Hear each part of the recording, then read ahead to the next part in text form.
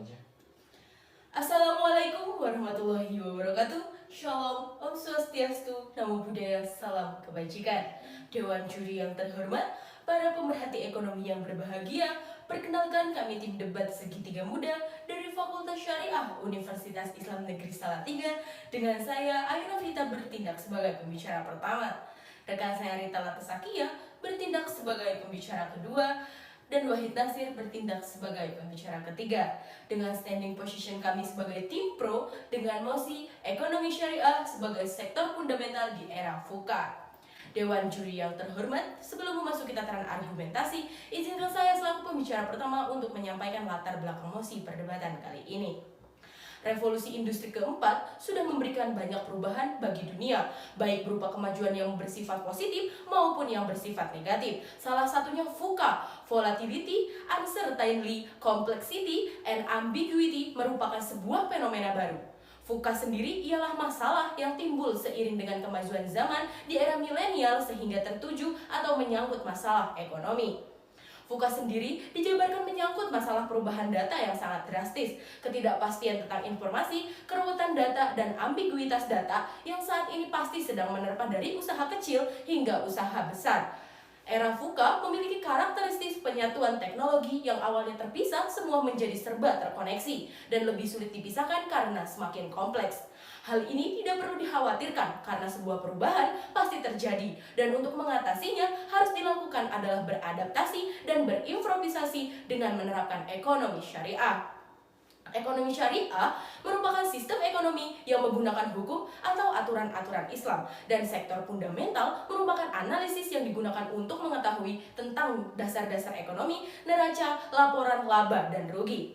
Dewan juri yang terhormat dengan mengembangkan ekonomi syariah dalam setiap sektor maka akan memperkuat perekonomian di Indonesia dengan beberapa kriteria. Di antaranya yang pertama, pengembangan industri halal. Hal ini dilakukan dengan membentuk kawasan industri halal maupun zona-zona halal di kawasan industri. Yang kedua, pengembangan industri keuangan syariah untuk membangun sistem keuangan yang tangguh dan modern sehingga menopang industri dengan perdagangan. Pengembangan dana sosial syariah salah satunya diupayakan dengan transformasi zakat, infak, dan sodaqoh sebab memaksimalkan hal tersebut dapat mengatasi ranah kemiskinan pada suatu daerah. Yang ketiga, pengembangan dan peluasan kegiatan usaha syariah. Hal ini merupakan strategi penting untuk meningkatkan ekonomi umat. Dewan juri yang terhormat, salah satu upaya yang dijalankan pemerintah dalam membangun pusat-pusat inkubasi dan pusat bisnis syariah di berbagai daerah. Salah satunya UMKM memiliki prospek yang baik untuk diberdayakan dengan optimis bahwa pertumbuhan peran UMKM serta pembiayaan dari lembaga keuangan untuk UMKM yang lebih baik, maka perlu dirumuskan dan dijabarkan strategi serta program yang jelas untuk mencapainya. Dewan juri yang terhormat, untuk tujuan tersebut yang diperlukan adalah dukungan dari pemerintah dan dari stakeholder seperti pembangkit syariah, lembaga keuangan non-bank, dan dunia usaha.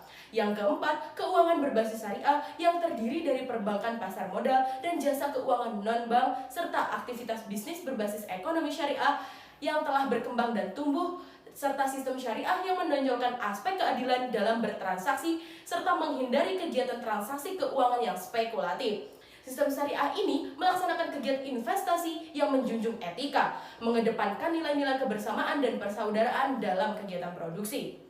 Meluaskan penggunaan berbagai produk dan instrumen keuangan syariah dapat menciptakan harmonisasi antara sektor keuangan dengan sektor real, akan mengurangi transaksi-transaksi yang bersifat spekulatif yang berperan dalam mendukung stabilitas sistem keuangan secara keseluruhan dan memberikan kontribusi yang signifikan terhadap pencapaian kestabilan harga jangka menengah panjang.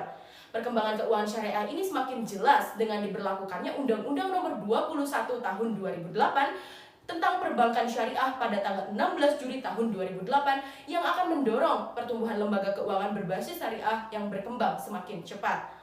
Maka dari itu Dewan Juri yang terhormat, syariah sebagai sektor fundamental dapat mengatasi masalah-masalah yang terjadi dan mampu bertahan secara signifikan dalam era VUCA atau era ketidakpastian. Dewan juri yang terhormat, di sini saya sebagai pembicara kedua akan melanjutkan bangunan argumentasi dari pembicara pertama melalui sisi teoritis.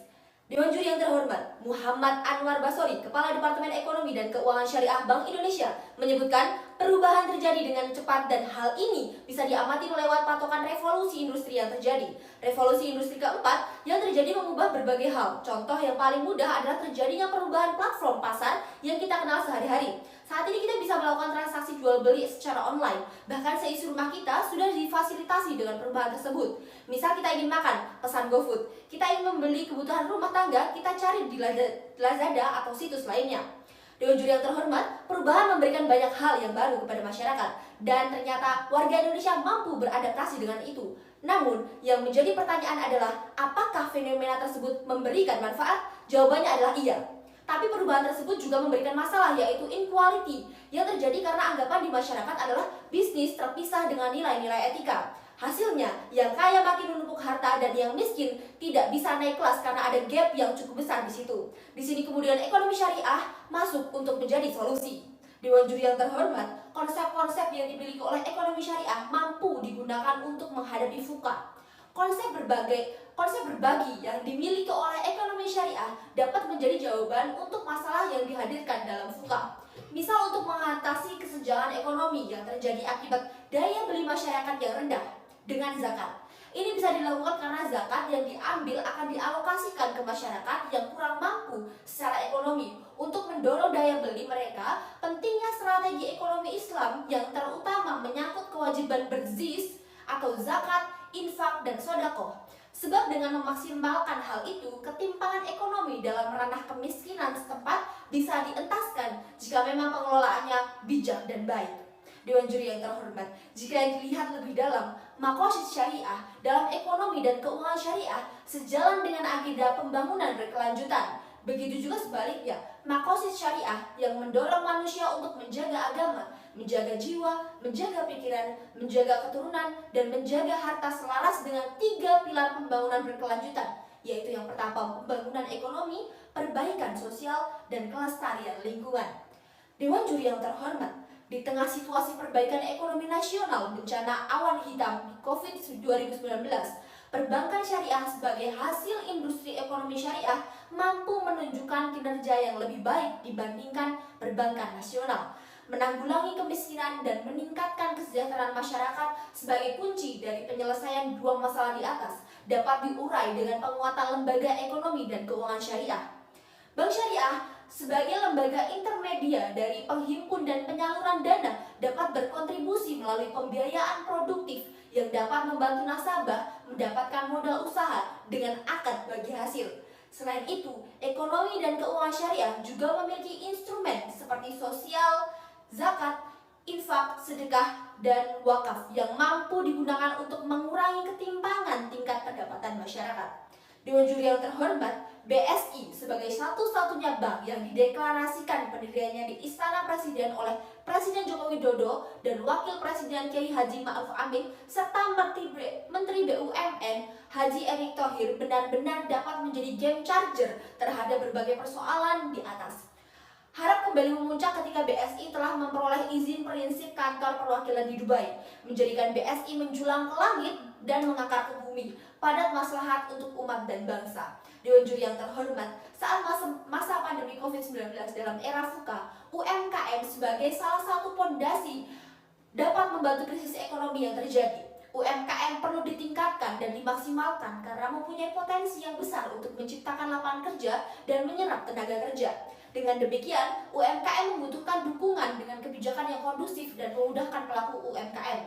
Untuk mempermudah pembiayaan dalam penyaluran KUR, perbankan syariah menerapkan linkage antar lembaga keuangan dan bank umum, serta jaringan atau partisipasi unit mikro yang terdiri dari melalui Bank Umum Syariah atau BUS dan unit usaha syariah atau USS dalam bentuk pembiayaan modal kerja dan investasi untuk UMKM mengacu kepada definisi UMKM dalam Undang-Undang Nomor 20 Tahun 2008 mengenai usaha mikro dan menengah atau UMKM. Dewan juri yang terhormat, peluang lembaga keuangan mikro syariah pada usaha mikro kecil menengah diantaranya yang pertama, sebagai negara dengan jumlah penduduk muslim terbesar di dunia, Indonesia mempunyai potensi sumber daya yang cukup. Yang kedua, usaha mikro berkembang pesat dan memiliki reseller atau daya tahan yang tinggi. Yang ketiga, dengan dukungan teknologi produk-produk syariah baik dan alokasi pembiayaan dapat dijangkau masyarakat. Saya sebagai pembicara ketiga akan melanjutkan bangun argumentasi dari pembicara kedua melalui sisi sosiologis. Dewan Juri yang terhormat, sebagai negara populasi muslim terbesar di dunia atau 11,92% dari total populasi muslim global, Indonesia memiliki potensi yang sangat besar untuk berkontribusi terhadap pertumbuhan dan penguatan ekosistem ekonomi global melalui ekonomi dan keuangan syariah. Jumlah penduduk terbesar keempat dunia sekarang telah berjumlah 262 juta yang sebagian besar muslim dan negara peringkat 3 pertumbuhan produk domestik bruto atau PDB. Dewan Juri yang terhormat, Presiden G20 Indonesia Joko Widodo berkomitmen pada pertumbuhan yang inklusif, people-centered, ramah lingkungan dan berkelanjutan. Secara natural, ekonomi dan keuangan syariah adalah harapan ekonomi masa kini sekaligus masa depan. Aset perbankan syariah sampai dengan Agustus 2021 mencapai 635 triliun rupiah, tumbuh 15,29% YoY, di mana pembiayaan tumbuh 7,67% YoY menjadi 408 triliun rupiah, dan DPK tumbuh 14,78% YoY menjadi 501 triliun rupiah. Dewan Juri yang terhormat, di tangan Erick Thohir, 3 bank syariah memiliki di Indonesia kemudian dilebur menjadi Bank Syariah Indonesia atau BSI yang diproyeksikan akan masuk 5 besar bank di Indonesia dan 10 besar bank syariah global. Tahap demi tahap Indonesia mulai menunjukkan prestasi dan ekonomi dan keuangan syariah dengan meraih peringkat pertama di IFCI pada Global Islamic Finance Report pada tahun 2021. Pencapaian ini diperoleh karena Indonesia memiliki sektor keuangan sosial Islam yang paling dramatis di antara seluruh negara di bagian dunia. Dewan Juri yang terhormat, penerapan ekonomi syariah Islam di beberapa negara antara lain yaitu Uni Emirat Arab yang terbukti berhasil dengan perekonomian negara tersebut yang benar-benar maju. Ini juga membutuhkan bahwa ekonomi syariah bukan hanya sekedar urusan halal haram saja, namun juga halal dan thayyiban. Dan juga Korea Selatan dengan halal beauty-nya yang mengincar pasar domestik halal global. Ini membuktikan bahwa konsep halal sudah global, seharusnya diikuti oleh Indonesia karena Indonesia merupakan negara dengan warga muslim terbesar. Indonesia tidak boleh berpuas diri dengan hanya menjadi pasar global dan konsumen. Dewan Juri yang terhormat, pertumbuhan aset perbankan syariah Indonesia setahun terakhir melonjak 21%. Sebagaimana pertumbuhan aset perkembangan dana pihak ketiga setahun terakhir, baik tabungan, giro, dan deposit di unit usaha syariah atau USS ternyata tumbuh lebih tinggi dibanding Bank Umum Syariah atau BUS. Pertumbuhan dana di USS melesat 34%, sedangkan di BUS hanya 17%. Keberadaan unit layanan syariah ternyata sampai dengan tahun 2017 masih terbukti efektif dalam upaya peningkatan pertumbuhan dana perbankan syariah. Dewan Juri yang terhormat, Bank Syariah sebagai lembaga intermediasi, penghimpun, dan penyalur dana dapat berkontribusi melalui pembiayaan produktif yang dapat membantu nasabah mendapatkan modal usaha dengan akad bagi hasil. Selain itu, ekonomi dan keuangan syariah juga memiliki instrumen sosial seperti zakat, wakaf, sedekah, dan infak yang juga mampu digunakan untuk mengurangi ketimpangan tingkat pendapatan masyarakat. Potensi yang mencapai 500 triliun rupiah namun hanya mampu terrealisasi sekitar 75 triliun rupiah. Inilah yang kini menjadi fokus mengenai BSI dalam membangun ekosistemnya. Dewan Juri yang terhormat, pada masa pandemi COVID-19 dan dalam era VUCA, ekonomi sebagai salah satu pondasi perekonomian yang diharapkan dapat membantu krisis ekonomi yang terjadi. UMKM perlu ditingkatkan dan dimaksimalkan karena mempunyai potensi yang besar untuk menciptakan lapangan kerja dan menyerap tenaga kerja. Dewan Juri yang terhormat, dalam mengembangkan kegiatan pada era new normal dan ekonomi yang tidak pasti atau VUCA, ada beberapa strategi yang dapat dilakukan. Yang pertama yaitu sinergi pelatihan dan infrastruktur pelatihan. Yang kedua yaitu sinergi pendampingan pengelolaan usaha dan bisnis, terutama pada klaster usaha yang sama. Yang ketiga yaitu sinergi pelatihan dan pendampingan sertifikasi halal menurut Undang-Undang Nomor 33 Tahun 2015 tentang jaminan produk halal. Yang keempat yaitu sinergi pembiayaan dan pendanaan. Dan yang kelima yaitu sinergi pemasaran dan business matching. UMKM dapat memanfaatkan pola kemitraan dengan BUMN, korporasi besar dan pemerintah daerah masing-masing agar dapat membantu pemasaran lokal dan global. Dewan Juri yang terhormat, kami dari Trim Pro mendukung mosi perdebatan pada kali ini. Terima kasih dari UIN untuk Negeri. Salam ekonomis.